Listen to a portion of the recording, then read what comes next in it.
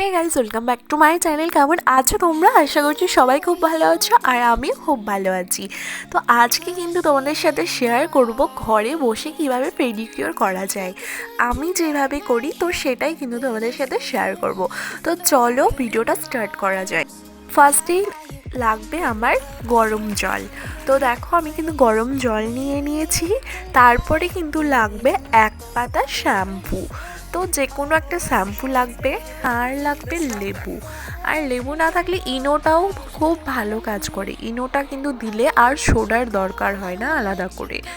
আর যদি লেবু দিতে চাও তারা কিন্তু 1 চামচ খাবার সোডাটাও অ্যাড করো। দেন পাটা কিন্তু ডুবিয়ে রাখতে হবে প্রায় 10 থেকে 15 মিনিট। তারপর দেখবে পাটায় না খুব সফট হয়ে যাবে। আর তখনই না পায়ের যত ময়লা থাকে, নোংরা থাকে সেটা কিন্তু উঠে যায়, মানে ব্রাশ দিয়ে একটু ঘষে দিলেই উঠে যাবে। তো তারপর দেখো আমি নখটা কিন্তু ব্রাশ দিয়ে খুব ভালো করে ঘষে দিচ্ছে প্রীতি। তো ও কিন্তু এটা করে দিচ্ছিল, যেহেতু আমি নিচু হয়ে করতে হবে, তো ও বললো মাসি দাও আমি করে দিচ্ছি।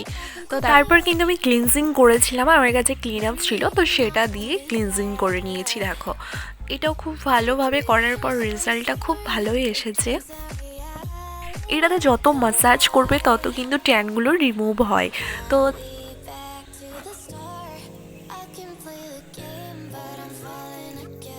তারপর লাগবে আমার লেবু। তো লেবু নিয়ে নিয়েছি, আর লেবুতে কিন্তু দাগ ছোপ তুলতে অনেকটাই হেল্প করে।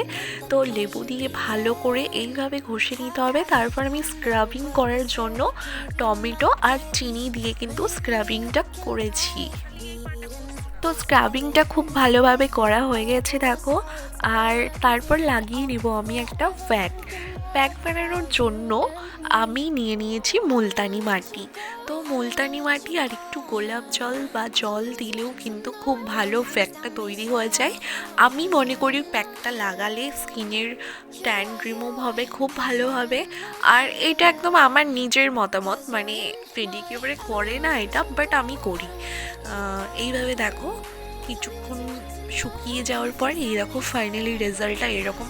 তো এই প্রসেসটা কিন্তু আমি মাঝে মাঝে করি, তো অনেকটা ট্রেনটা কিন্তু রিমুভ হয়। তো কেমন লাগলো ভিডিওটা অবশ্যই জানিও।